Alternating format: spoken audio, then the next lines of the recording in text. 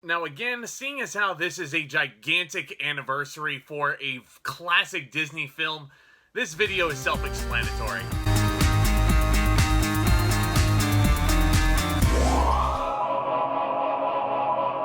Welcome back to my channel, ladies and gentlemen. My name is Zack. I love discussing all brand new things, movies, and entertainment with you guys. If you're new to the channel, what the heck are you waiting for? First of all, welcome. Go ahead and smash that subscribe button along with that notification bell right next to it so you can always stay up to date. And if you enjoy this review, don't forget to hit that thumbs up button on your way out as hard as you possibly can. Just smash it as many times as you so desire. And we're here today to talk about another classic Disney film celebrating a milestone anniversary. That was part of my New Year's resolution at the beginning of the year. I wanted to discuss more Disney movies. Here we are again. Now, when it comes to Disney's The Jungle Book, nowadays, a lot of people tend to think of this masterpiece from 2016. Actually, scratch that. Masterpiece, it's not. There are some issues with it. But I thought this film was absolutely fantastic. It way exceeded my expectations back in 2016. And it came out around this time 6 years ago, so it's only fitting to be talking about the original piece from 1967. And you know what? A lot of folks tend to forget about this movie nowadays, just because the remake exists now. But this was the final film made under Walt Disney's watch while he was alive. But this original Jungle Book is loads of fun. It's extremely colorful. It's one of my favorites from my childhood, actually. And we're going to go ahead and dig into it right now. The plot follows a young child or man cub named Mowgli, who is raised in an Indian jungle by wolves. As his friends Bagheera the panther and Baloo the friendly bear try to convince him to leave the jungle before the evil tiger Shir Khan arrives. Now let me address the elephant in the room real quick. Yes, this is not nearly as accurate to the original story as it should be, and that's honestly what holds the Jungle Book back for me slightly from being one of my absolute favorite Disney films. I really wish it was more faithful to the original adaptation, but I totally get their thinking here. There are some dark elements to this version of the Jungle Book for sure, but I don't know, I feel like they could have pushed a little bit more into the edgier subject matter, which, again, I get it, they want it to be a family film first, and it absolutely is, and there's nothing wrong with that. But I think to be a little bit more faithful to the original book, that would have been a little bit more ideal, at least for me. But as it is, this is still one of my personal favorite Disney films growing up, just from the Elephant's Patrol. Just having Colonel Happy and his troops singing that little patrol song through the jungle, and you have the cute little baby elephant in there. Elephants were my favorite creatures growing up. Like, going to the zoo, every time we went to the elephant exhibit, I was ecstatic. And sometimes when I was a young boy, especially as a toddler, I would see the elephants in the Jungle Book and I would be like, that's enough. I don't think I need to see anymore. But obviously, as I got older and older and I appreciated the movie more and more, I found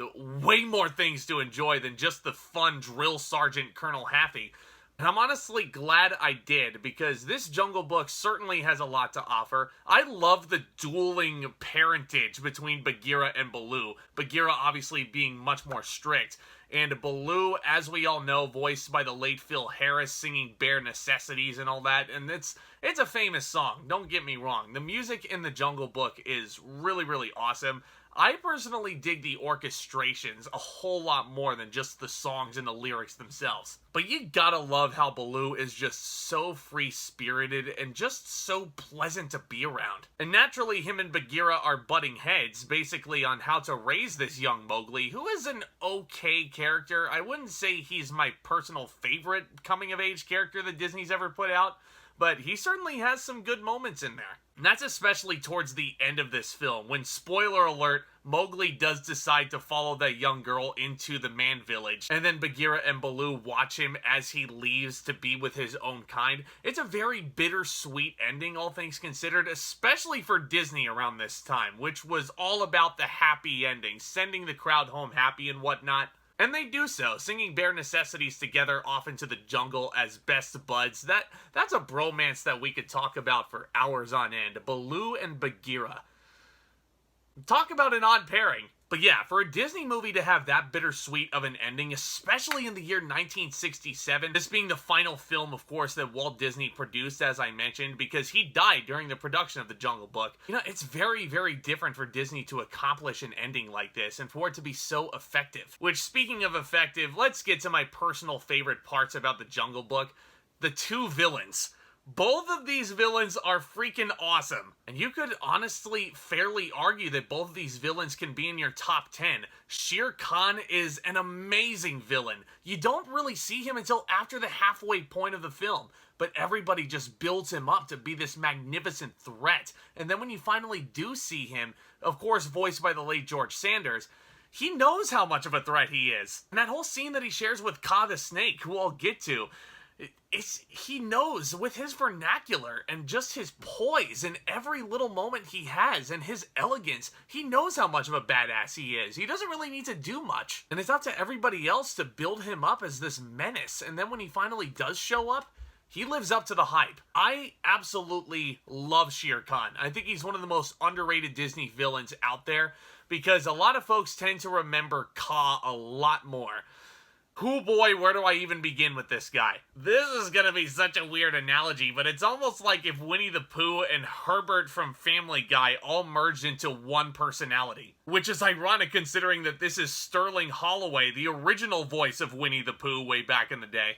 He's just so creepy, and there are so many jokes with the fact of how long he is. Pay close attention to the song Trust in Me, where the animators really get to have fun with this character, making him go in circles around Mowgli, making him so hypnotic. Oh, Ka is such a great character, and he gets a lot of great comedic moments thrown in there as well. Even when we're first introduced to him, he just makes you feel so uneasy. I mean, it's easy to manipulate Mowgli enough for him, but the fact that he gets Bagheera under his trance, that should tell you right there how threatening he is, if he gets Bagheera under his watch. But yeah, I could obviously go on and on with more examples about why The Jungle Book was one of my personal favorites growing up. The Sherman Brothers and their songs, really, really good. The orchestrations are even better. The characters are insanely memorable. I didn't even talk about King Louie yet. He was so much fun to watch, especially last night when I looked back on this movie. This is a movie that I cannot wait to revisit many more times throughout my life. I cannot wait to pass it down to my future generations. I'm going to give The Jungle Book an A-. Now, if you were to ask me which version of The Jungle Book was better, that's a tough call. That might have to be a future video, but let me know down in the comments section below which version of The Jungle Book you enjoy more.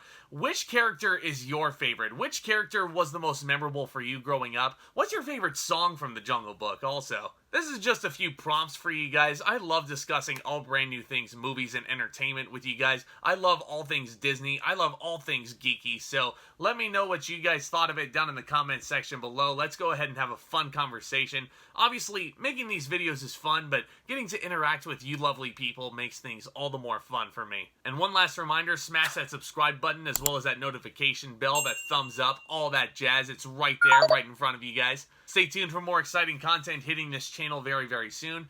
Y'all are the best. And with all that being said, back talk, commence.